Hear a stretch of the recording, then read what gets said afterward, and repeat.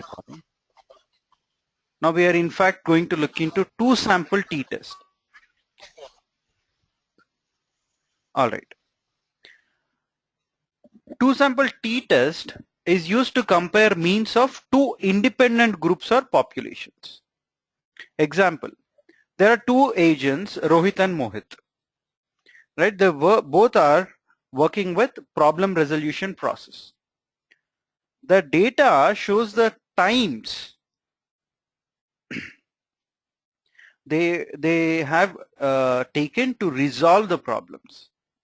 Their performance is to be judged, and either of their performance for the 12 similar tractions have to be validated.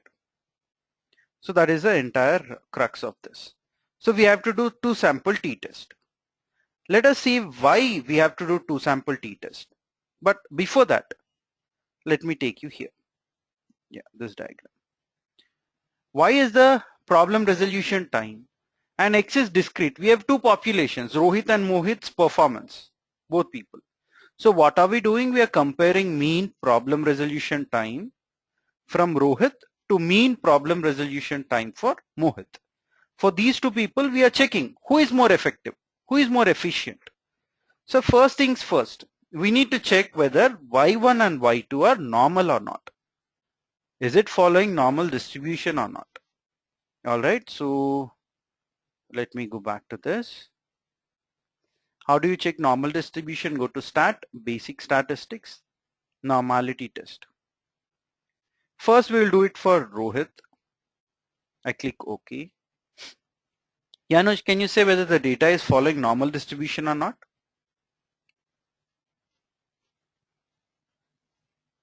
Yes, yp is greater than 0.05. Fine. Let us do it for Mohit also. Stat, basic statistics, normality test. Yeah, I'll select Mohit and click OK. How about this, Anuj? Is this following normal distribution? Absolutely correct. Now, instead of doing these two individually, I can combine and do it at one go. How do I do it? I go to stat, basic statistics. I can do a simple graphical summary. I can select both of these at one go and click OK. Simple. I got in this format. So I got the p-value for Rohit and also Mohit at just one shot. Rohit p-value 0.087, it's normal. For Mohit also p-value is 0.185. You can do it in this way or that way. In this way you'll see this kind of a graph. When you do that, you see quantile QQ plot. The different plot that we have seen. This one. This one. All right. So now the data are normal. So data are normal. What is the next step if the data are normal? You check whether external conditions are same. They both are obviously working in the same office. Hence, oh no. Let us go back to the problem. There are two agents working with problem resolution process. So these two agents get different calls, get different transactions to deal with. So now things become a little difficult. So external conditions, you cannot claim that they are the same. If external conditions are not the same, why do you think external conditions are not same in this case for Rohit and Mohit? Because we don't know what background is Rohit from, what background Mohit is from, what is their qualification, how effective they are, how efficient they are. We don't know all these things. They are different. Right? They might be different. Hence we are telling these external conditions are not the same. If they are not the same, what should we do next? We have to check for variance. We have to do a variance test. All right. How do you do a variance test? Simple. This is how you do it. I go to stat, basic statistics, two variances.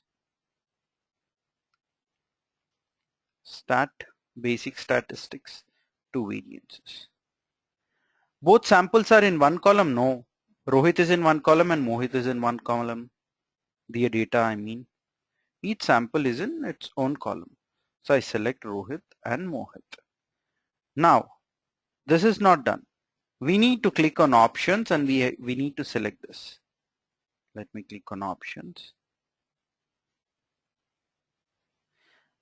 In the question, they have asked us to check whether the mean or one second. We have to check it for variance actually. Yeah.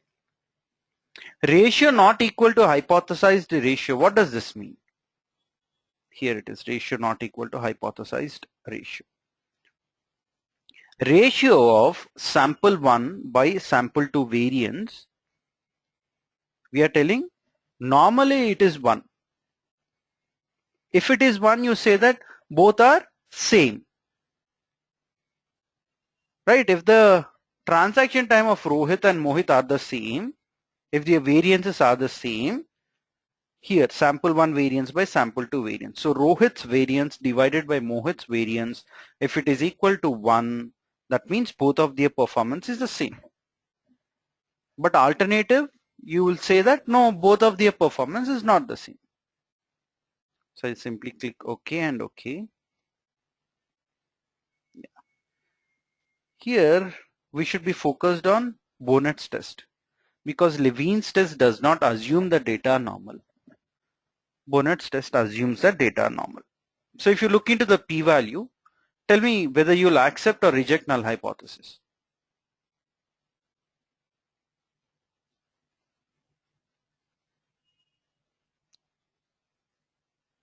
You accept null hypothesis, absolutely right. And what does null hypothesis say? Ratio is equal to 1. Alternate hypothesis says ratio not equal to 1. So when ratio is equal to 1, that means variance of Rohit divided by variance of Mohit is equal to 1. That means variance of Rohit is equal to variance of Mohit. Yeah, it's clear. Both of their variances are same. That is what we conclude. All right. Now we know that the variances are equal. So let me go back here. If the variances are equal, let me expand this. If the variances are equal, then you do 2 sample t-test for equal variance. That is the most important part. Not just 2 sample t-test, but with equal variance. Now how do we assume that? Let us do 2 sample t-test first. What happened? Okay. Stat, basic statistics, 2 sample t-test. Are both samples in one column? No. Rohit is in, my bad. Rohit is in one column, Mohit is in another column. So each sample is in its own column.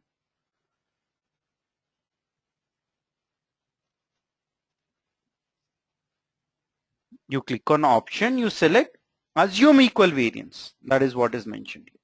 You assume equal variance. Then you click on graph. Let me go with box plot this time. You can do either individual value plot or box plot. Box plot, we are well aware of that. Hence, I am selecting that option. That's it. Look at this p-value t-test. 0.3735. So will you accept or reject null hypothesis?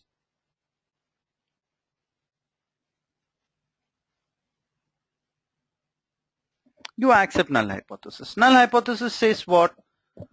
Mean transaction time, processing time taken by Rohit and mean transaction time of Mohit are the same. So both of their performance is the same. You have just proven it statistically. That is what this is. If you look at the box plot also, it's more or less the same mean mean. It's more or less the same, that line. And hence you conclude that both of their performance is the same.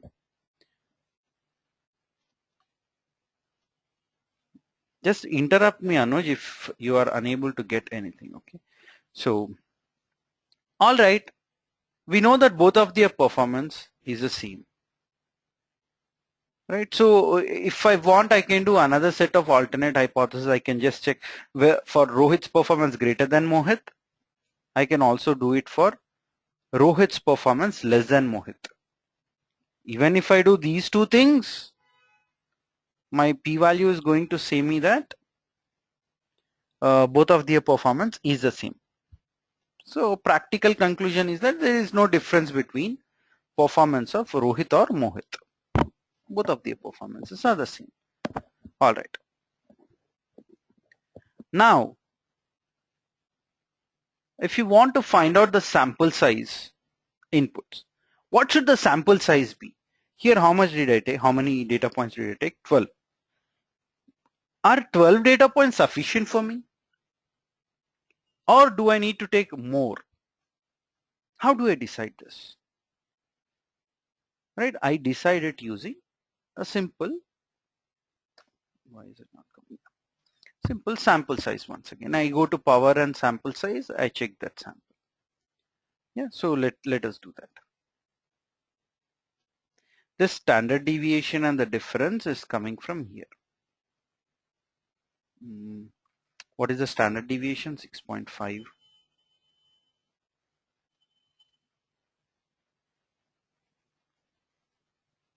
Here it is 6.5. Okay, what are we checking now? So Anuj, here I have taken 12 data points, right? 12.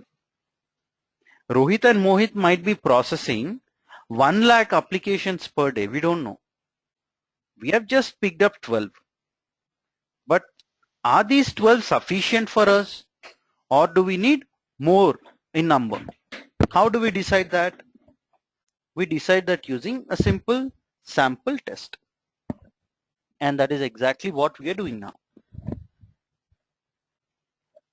Sorry.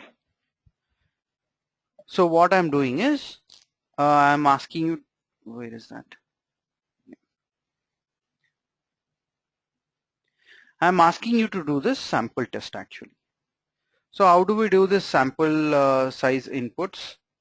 So I want to first of all check whether the 12 data points that I've found would be sufficient for me or not. Right? For that I am doing this. Where am I getting these values from? 0.91 and 6.5 that I was showing. If I go back here, yeah, Anuj? Yeah, I'm speaking.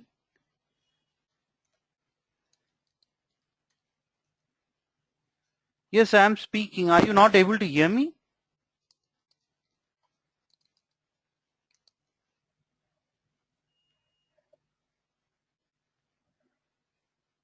Okay, sure.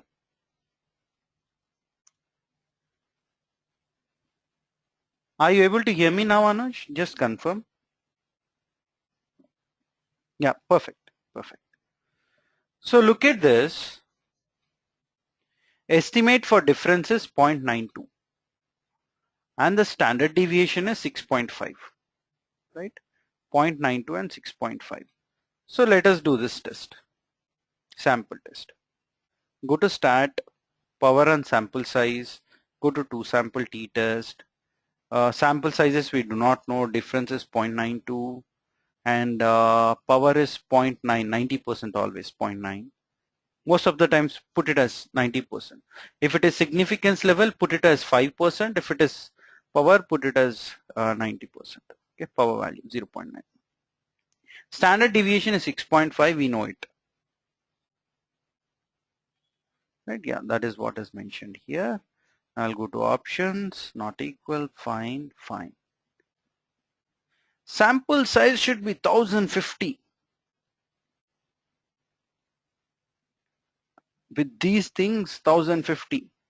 Having just 12 data points would not help. Okay, that is what it is. Now, yep, let me proceed further. What is the sample size that is coming here? I'm unable to view it. 1074. Yeah, more or less the same, because here we have taken 0.91. In our case, we have taken 0.92. Here we have taken 0.92. 1050, 1074. That's more or less the same number. All right. All right, Anuj. I've started recording. Paired t-test. When do you use paired t-test? This test is used to compare the means of two sets of observations when all the other external conditions are the same. This is more powerful test as the variability in the observations is due to differences between the people or objects sampled. So here is the example. To find out if medication A lowers the blood pressure or not. Let us look at this case A and case B. Case A. Take 100 people from Mumbai. All right.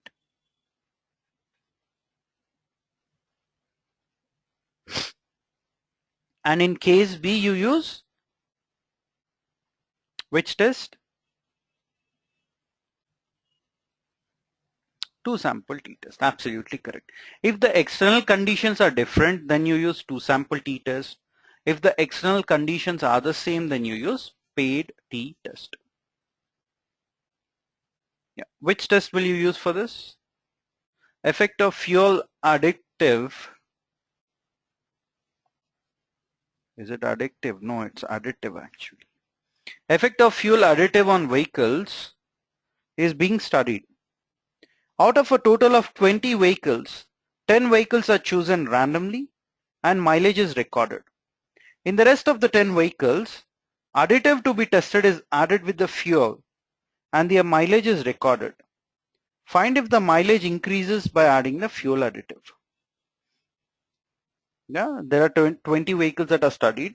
10 vehicles are chosen randomly and mileage is recorded. In the rest of the 10, you add a additive and check how it is performing.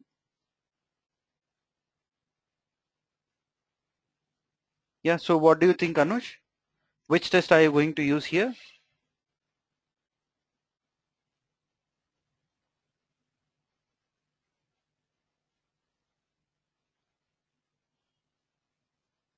Yeah, you use two sample t-tests in the first case. That's right. In the second case, read this second bullet point and tell me what test you're going to use.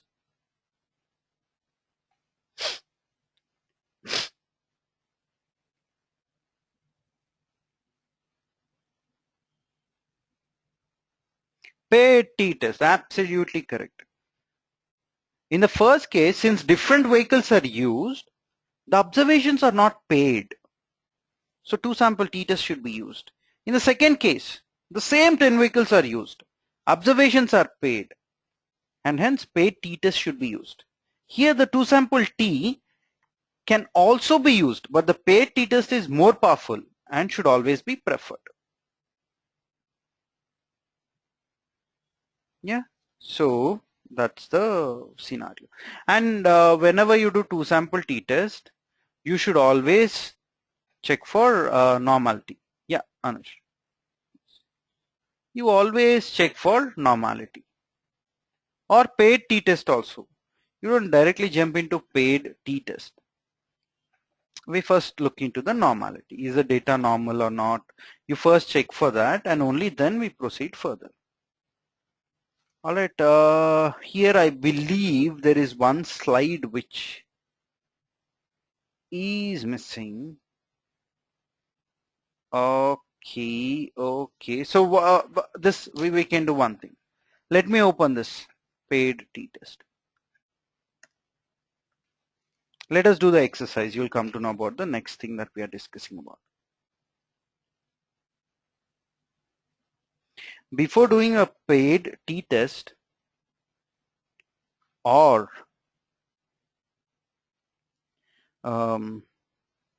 before doing the two sample t-test,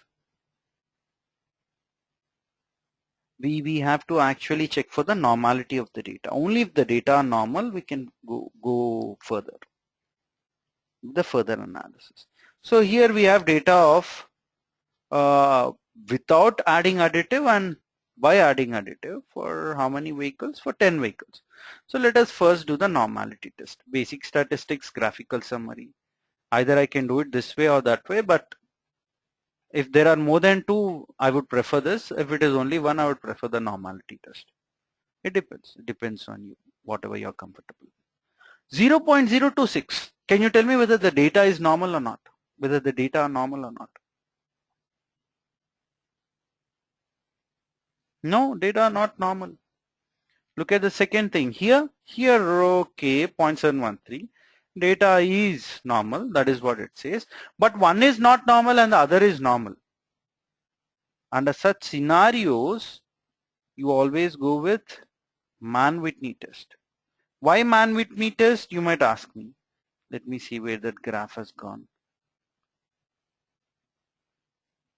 Alright, here this graph is. You always need to check whether Y1 and Y2 are normal or not. If it is not normal, then directly you go with Mann-Whitney test. You go with Mann-Whitney test. So this flowchart is your Bible.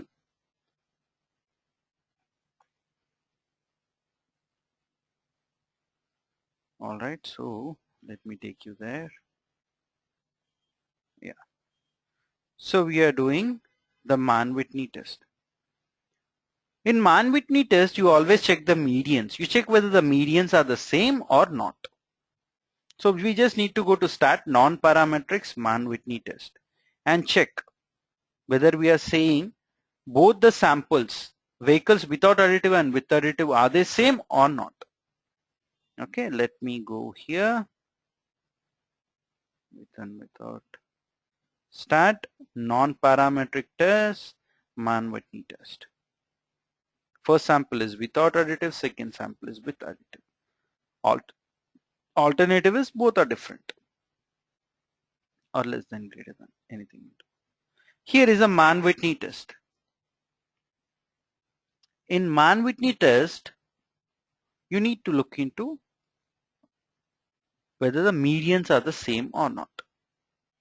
And also you can look into the p-value. You might ask me, where is the p-value here? Let me go back. Let me tell you that this would be your p-value. The test is significant at 0.4457. Here specifically they'll not mention p-value, right? And you'll have to look into test. The test is significant at 0.4457. Yeah. So now by looking at this, what can you conclude? Are you going to accept or reject null hypothesis?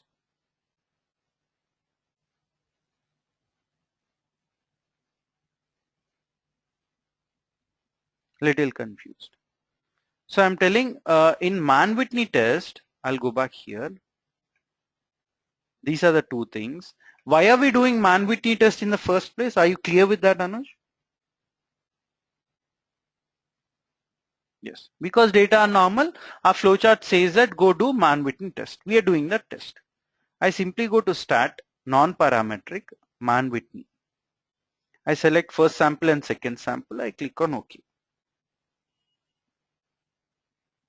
Or I can probably give another symbol greater than. That means what? Without additive, mileage is greater than with additive. Maybe. Or with additive is greater than without additive. So in that case, I'll put less than. I'm telling that if you add additive, mileage is increasing. Without additive, mileage is not increasing. Let me click OK. Here is what I get the values. All right. So look at the two median values here. Are the two median values same or different? Here, look at the second one now, or let me take you back to the second one. Different.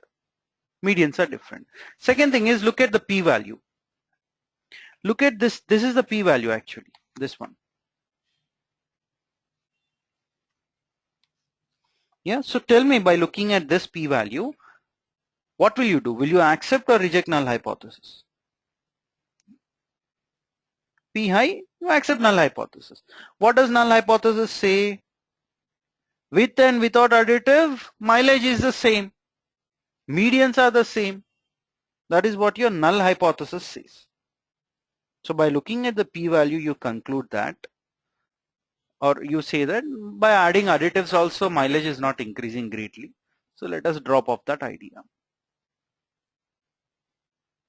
Yeah, that is Mann-Whitney test. So logically, I'll just stop here, Anuj, and